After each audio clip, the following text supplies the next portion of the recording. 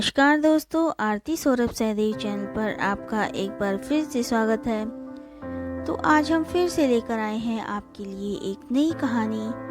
तो आज की कहानी है हमारी मूर्ख मित्र। तो चलिए दोस्तों, कहानी को हम शुरू करते हैं। बहुत समय पहले की बात है। एक राज्य में एक राजा का राज था। एक दिन उसके दरबार में एक मदारी एक बंदर लेकर आया। उसने राजा को सभी दरबारियों को बंदर का करतब दिखाकर प्रसन्न कर दिया। बंदर मदारी का हर हुक्म मानता था। जैसा मदारी बोलता, बंदर वैसा ही करता था। वह आज्ञाकारी बंदर राजा को भा गया। उसने अच्छी कीमत देकर मदारी से वह बंदर खरीद लिया। कुछ दिन बाद राजा के साथ रहने के बाद बंदर उससे अच्छी तरह हिल मिल गया। वह राजा की हर बात मानता। वह राजा के कक्ष में ही रहता और उसकी सेवा करता था। राजा भी बंदर की स्वामी भक्ति देख बड़ा खुश था। वह अपने सैनिकों और संतरियों से भी अधिक बंदर पर विश्वास करने लगा और उसे महत्व देने लगा। सैनिकों को यह बात बुरी लगती, किंतु वे राजा के समक्ष कुछ नहीं कर पाते थे। एक दोपहर की बात है कि राजा अपने सैन कक्ष में आराम कर रहा था। बंदर पास ही खड़ा पंखा झल रहा था। कुछ देर बाद राजा गहरी नींद में सो गया। बंदर वहीं खड़े खड़े पंखा झोलता रहा। तभी कहीं से एक मक्खी आई और राजा की छाती पर बैठ गई। बंदर की दृष्टि जब मक्खी पर पड़ी तो उसने पंखा हिलाकर उसे हटाने का प्रयास किया। मक्खी उड़ गई, किंतु कुछ देर पश्चात पुनः वापस आकर राजा की छाती पर बैठ गई। पुनः मक्खी को आया देख बंदर अत्यंत क्रोधित हो गया। उसने आव देखा न ताव और पास ही पड़ी राजा की तलवार लेकर पूरी शक्ति से मक्खी पर प्रहार किया। मक्खी तो उड़ गई, किंतु तलवार के जोरदार प्रहार से राजा की छाती के दो टुकड़े हो गए और राजा के प्राण पखेरु उड़ गए। तो दोस्तों, इस कहानी से हमें यह शिक्षा मिलती है कि मूर्ख मित्र से अधिक बुद्धिमान शत्रु को तहरीर दी जानी चाहिए। एक गांव में शंभु दयाल नामक ब्राह्मण निवास करता था। एक बार वह हवन आदि करने के लिए यमराज के घर गया। उस यमराज द्वारा हवन संपन्न हो जाने के उपरांत यमराज द्वारा उसे एक बकरा दिया गया। ब्राह्मण जब वहां से चलने को हुआ तो उसने बकरा अपने कंधे पर लाद लिया। बकरे को कंधे पर लादे ब्राह्मण चल दिया। मार्ग में 3 ठगों ने उसे बकरे के साथ देखा तो बकरा हथियाने की योजना बनाने लगे। योजनानुसार तीनों ठग ब्राह्मण के मार्ग पर थोड़ी थोड़ी दूर में खड़े हो गए। जब ब्राह्मण पहले ठग के पास से गुजरा तो वह ठग बोला, पंडित जी, ऐसा अनर्थ तो पहली बार देखा है कि ब्राह्मण अपने कंधे पर कुत्ता लादे ले जा रहा है। यह बात सुनकर ब्राह्मण क्रुद्ध हो गया और बोला, दिखाई नहीं देता तुझे? ये कुत्ता नहीं बकरा है। ठग बोला, पंडित जी, ये कुत्ता ही है। यदि आपको नहीं मानना तो मत मानो, किंतु मानने या ना मानने से वास्तविकता नहीं बदल जाएगी। ब्राह्मण आगे बढ़ा तो उसे दूसरा ठग मिला। उसने ब्राह्मण से कहा, पंडित जी, लगता है आपको ज्ञात नहीं है कि उच्च कुल के व्यक्तियों को कुत्ता अपने कंधों पर नहीं उठाना चाहिए। उसकी बात सुनकर ब्राह्मण बिदक गया। और चिड़चिड़ाते हुए वहां से आगे बढ़ा। कुछ देर बाद उसे तीसरा ठग मिला।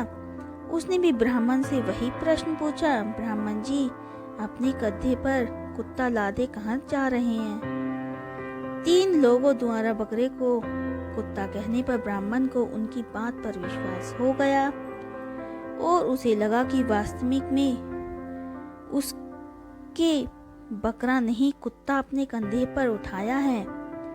इसलिए उसने बकरे को अपने कंधे से उतारकर रास्ते में ही छोड़ दिया और अपने घर चला गया। तीनों ठगों ने बकरे को मारकर उसकी दावत का मजा लिया। तो दोस्तों, इस कहानी से हमें यह शिक्षा मिलती है कि एक झूठ यदि बार बार कहा जाए तो वह सच लगने लगता है। अतः सच झूठ की पहचान करने अपनी पूरी समझ का इस्तेमाल करें। स्वयं पर इतना विश्वास रखें कि कोई दूसरा आपकी मति भ्रष्ट ना कर सके। एक जंगल में एक बलशाली शेर रहा करता था। वह रोज शिकार पर निकलता और जंगल के जानवरों का शिकार कर अपनी भूख शांत करता था। एक साथ वह कई जानवरों को मार देता। ऐसे में जंगल में जानवरों की संख्या दिन पर दिन कम होने लगी। डरे हुए जानवरों ने इस समस्या से निपटने के लिए सभा बुलाई। वहां निर्णय लिया गया कि शेर से मिलकर इस विषय पर बात की जानी चाहिए। इसके लिए जानवरों का एक दल बनाया गया। अगले दिन वह दल शेर से मिलने पहुंचा। शेर ने जब इतने सारे जानवरों को अपनी गुफा की ओर आते देखा तो आश्चर्य में पड़ गया। वह गुफा से बाहर आया और गरजकर जानवरों के दल से वहां आने का कारण पूछा। दल का मुखिया डरते डरते बोला, वनराज, आप तो वन के राजा हैं। हम सभी आपकी प्रजा हैं। आज आपकी प्रजा आपसे एक विनती करने आई है। कैसी विनती? शेर ने कहा। वनराज, आप रोज शिकार पर निकलते हैं और कई जानवरों को मार देते हैं। आप उन सभी मरे जानवरों का भक्षण भी नहीं कर पाते। हम सबका विचार था कि आपकी भूख मिटाने आदि रोज एक जानवर आपके पास भेज दिया जाए तो आपको भी आराम रहेगा और हम भी भय मुक्त रहेंगे। शेर को बिना मेहनत शिकार प्राप्त हो रहा था, इसलिए उसने यह निवेदन स्वीकार कर लिया, किंतु साथ ही चेतावनी भी दी कि जिस दिन उसके पास जानवर नहीं पहुंचेगा उस दिन वह सबको मार डालेगा। उस दिन के बाद से प्रतिदिन एक जानवर का चुनाव कर उसे शेर के पास भेजा जाने लगा। अब शेर दिन भर गुफा में पड़ा आराम करता रहता। परिणाम स्वरूप अन्य जानवर जंगल में सुकून से जीवित रहने लगे। एक दिन शेर का भोजन बनने के लिए एक खरगोश की बारी आई। खरगोश शेर की गुफा को और चल पड़ा, किंतु मृत्यु निकट होने के कारण वह अत्यंत भयभीत था। वह धीरे धीरे कदम बढ़ाता हुआ चला आ रहा था। साथ ही किसी तरह अपने प्राण बचाने का उपाय भी सोचता जा रहा था। चलते चलते रास्ते में एक कुआं पड़ा। कुएं के पास जाकर जब खरगोश ने उसमें झांका तो उसे अपनी परछाई दिखाई पड़ी। उसी क्षण खरगोश को अपनी जान बचाने का एक उपाय सूझ गया। उपाय सूझते ही खरगोश ने एक नई जोश का संचार हो गया। उसे शेर के पास जाने की कोई जल्दी नहीं थी। कुछ देर कुएं के पास आराम करने के बाद वह शेर के पास पहुंचा। इधर भूखा शेर अपने भोजन के आने में हो रही देरी से क्रोध में लाल पीला हुआ जा रहा था। जैसे ही उसने एक पिद्दी से खरगोश को देखा, उसका क्रोध भी भर गया। वह गरजकर खरगोश से बोला, पिद्दी खरगोश, मैं सबसे प्रतीक्षा कर रहा हूँ और तू अब आया है। अब मेरी भूख बढ़ चुकी है। तुझ अकेले से क्या होगा? तुझ पिद्दी को किस बेवकूफ ने मेरे पास भेजा है? तुझे तेरे बाद अब मैं उसे भी मारकर खा जाऊंगा। खरगोश हाथ जोड़कर गिड़गिड़ाया, वनराज, देरी के लिए मुझे क्षमा करें। विश्वास करिए, इसमें न मेरा दोष है और न ही मुझे भेजने वाले का। हम तो 5 खरगोश अपना भोजन बनने निकले थे, किंतु रास्ते में एक दूसरे शेर ने हमें रोक लिया। जब हमने उसे बताया कि हम अपने राजा का भोजन बनने जा रहे हैं, तो वह 4 खरगोशों को मारकर खा गया और मुझे आपके पास एक संदेश देने भेजा कि अब से वह जंगल का राजा है। ऐसा कहा उसने? शेर गुस्से से दहाड़ा। जी वनराज, उसने आपको लड़ाई के लिए ललकारा है। उसने कहा है कि वह आपको मारकर इस जंगल में एक छत्र राज करेगा। ये सुनना था कि शेर गरजता हुआ बोला, मुझे अभी इसी समय उसके पास ले चल। मैं उसे बताता हूँ कि इस जंगल का राजा कौन है। आज तो उसकी खैर नहीं। खरगोश तुरंत तैयार हो गया और शेर को लेकर कुएं के पास आ गया। कुएं को दिखाते हुए वह बोला, वनराज, ये उस शेर का दुर्ग है। वह इसी दुर्ग में रहता है। आज दुर्ग के द्वार से उसे ललकारिए।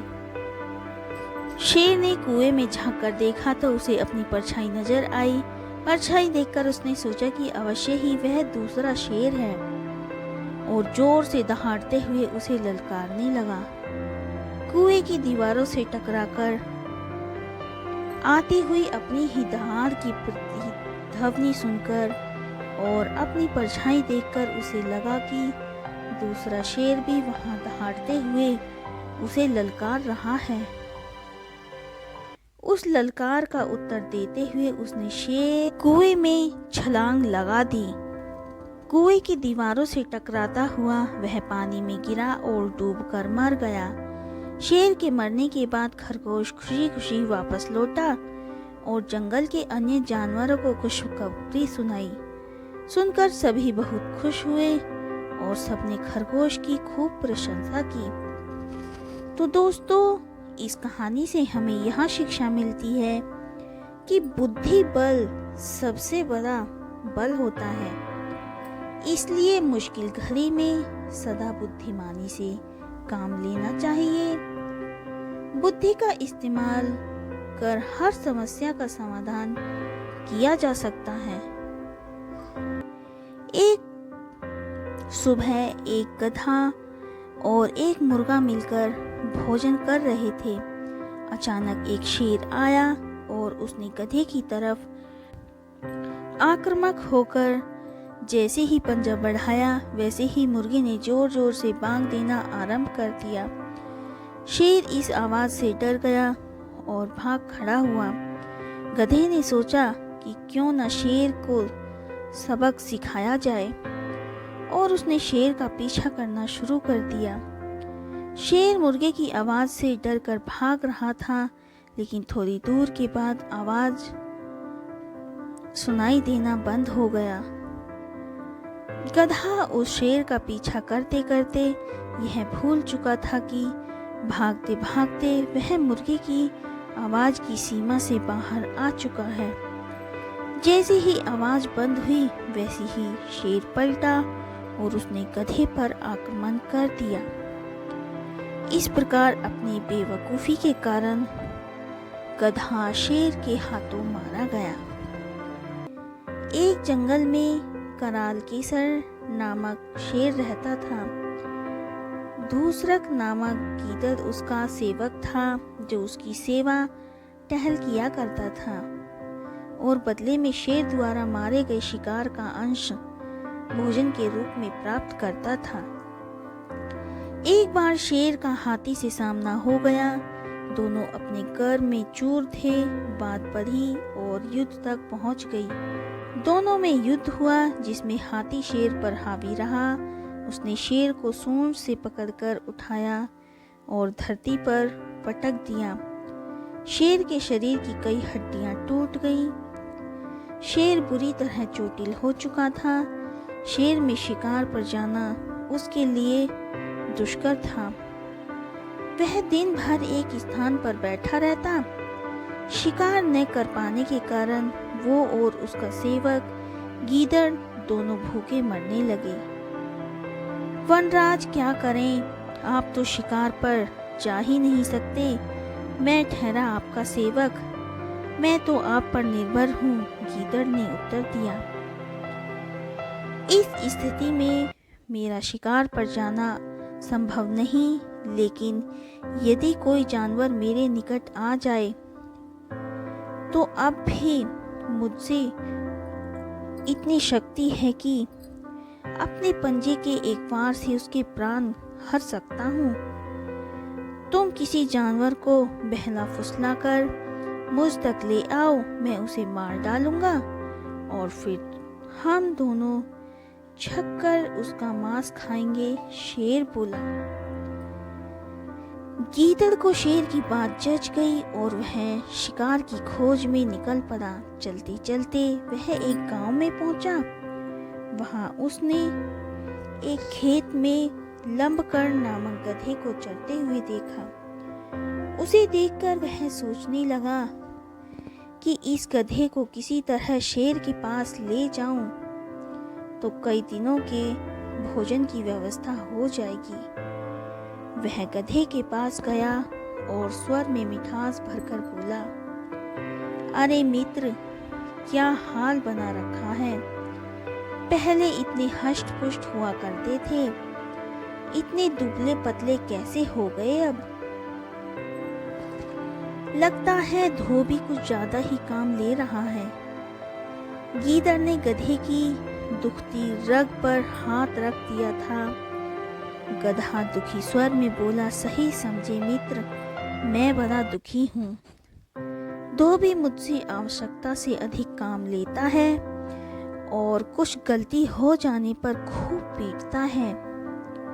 ऊपर से खाने को भी कुछ नहीं देता।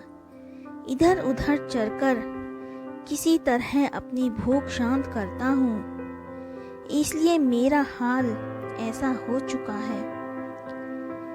गीदड़ ने मौके की नजाकत समझ ली और कहने लगा, मैं तुम्हारा दुख समझ सकता हूँ मित्र।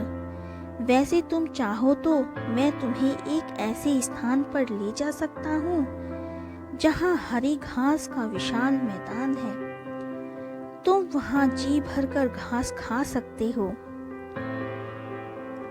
ये तो बहुत अच्छी बात है किंतु वहाँ जंगली जानवरों का भय होगा। प्राणों पर संकट आ गया तो?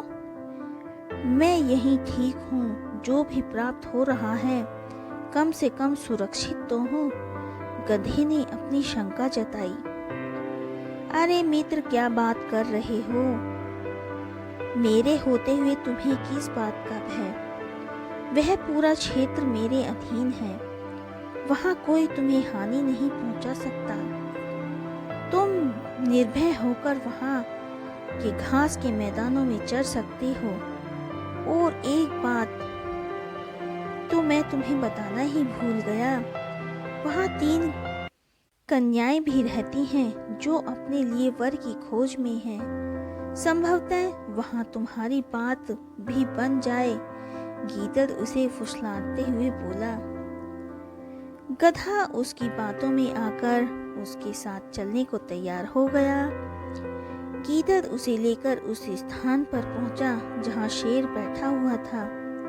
गीदड़ को गधे के साथ आता हुआ देख शेर खुश हो गया और अपनी सारी शक्ति जुटाकर उठ खड़ा हुआ ताकि गधे का शिकार कर सके। इधर गधे ने जैसे ही शेर को उठते हुए देखा, वह वहां से भाग गया। शेर में इतनी शक्ति ही नहीं थी कि वह उसका पीछा कर सके। गीदड़ को शेर पर बहुत क्रोध आया कि हाथ में आया शिकार उसने यूं ही जाने दिया। वह बोला, वनराज, अब मुझे समझ में आ गया कि हाथी ने आपको युद्ध में पटकनी कैसे दी थी। आप में तो गधे का शिकार करने का भी सामर्थ्य नहीं है। हाथी को फिर अति बलवान है। शेर लज्जित होकर बोला, क्या करूं? मैं झपट्टा मारता उसके पहले ही वह भाग गया। मेरे पंजों का एक बार भी लग जाता तो वह बचकर नहीं जा पाता। तुम उसे किसी तरह एक बार फिर ले आओ। अब की बार मैं उसे दबोच ही लूंगा। उसे दोबारा लाना बहुत कठिन है, फिर भी मैं यत्न करूंगा, किंतु इस बार वह आए तो बच के जाने का पाए। गीदड़ बोला। फिर वह गधे की तलाश में निकल पड़ा। कुछ दूर जाने पर उसने देखा कि गधा एक पेड़ के नीचे सस्ता रहा है। वह उसके पास गया और बोला, क्या हुआ मित्र, तुम वहां से क्यों भाग आए? अच्छी बात कर रहे हो तुम मुझे किस भयानक जीव के पास ले गए थे, जो मुझे देखते साथ मेरे पीछे भागा था। आज तो मुझे मौत सामने खड़ी दिखाई पड़ रही थी। पूरा जोर लगाकर भागा, ना होता तो अभी तुमसे बात न कर रहा होता। गधा हाँफते हुए बोला। गीदड़ ने फिर से अपना पासा फेंका। अरे तुमने ध्यान नहीं दिया, वो एक गर्दभनी कन्या थी। तुम्हें देखकर वह उतावली हो गई और तुम्हारे पास आने लगी, किंतु तुम तो ऐसे भागी कि नजरों से ओझल ही हो गए। अब वो तुमसे पुनः मिलने की आस में बैठी है। मुझे तुम्हें लाने के लिए भेजा है। वो तुमसे मिलना चाहती है। कदाचित वह तुम्हारे प्रेम में पड़ गई है। तुम्हें भी उससे मिलना चाहिए। उसे इस तरह सताना उचित नहीं। गधा फिर गीदड़ की बातों में आ गया और उसके साथ फिर जंगल की ओर चल पड़ा। शेर वहां घात लगाए बैठा था। इस बार उसने गलती नहीं की। जैसे ही गधा उसके निकट आया, उसके अपने पंजे का शक्तिशाली वार किया और गधे के प्राण हर लिए। गीदड़ और शेर के भोजन का प्रबंध हो चुका था। दोनों बहुत खुश थे। शेर गीदड़ से बोला, मैं नदी में स्नान कर आता हूँ, तुम तब तक इसकी निगरानी करो। गीदड़ गधे के शव की निगरानी करने लगा। शेर नदी की ओर चला गया। उधर शेर स्नान करने में समय गवा रहा था, उधर गीदड़ भूख से व्याकुल हो रहा था। आखिर उससे रहा ना गया और उसने गधे का कान और दिमाग खा लिया। जब शेर स्नान कर लौटा तो गधे के कान और दिमाग को गायब देख गीदड़ पर क्रुद्ध हो गया। लोभी, मैंने तुझे निगरानी के लिए यहाँ छोड़ा था, किंतु तुझसे मेरी प्रतीक्षा भी नहीं हुई। तूने इसे झूठा कर दिया। अब क्या मैं तेरी झूठन खाऊं? गीदड़ बोला, नहीं वनराज, आप गलत ना समझे। इस गधे के कान और दिमाग तो थे ही नहीं। होते तो क्या मैं एक बार मौत के मुंह से बचने के बाद दोबारा वापस आता? शेर को गीदड़ की बात ठीक लगी। फिर क्या था, दोनों ने छक्कर गधे का मांस खाया और अपनी भूख मिटाई। तो दोस्तों, इस कहानी से हमें यह शिक्षा मिलती है कि किसी की चिकनी चुपड़ी बातों में नहीं आना चाहिए और लोभ नहीं करना चाहिए। तो दोस्तों, आज की कहानी हमारी यहीं पर समाप्त होती है। आज की कहानी आपको हमारी कैसी लगी हमें कमेंट करके ज़रूर बताएं। अगर आपको हमारी कहानी पसंद आई हो तो उसे ज़्यादा से ज़्यादा लाइक और शेयर करें और हमारे चैनल को सब्सक्राइब करना ना भूलें। धन्यवाद।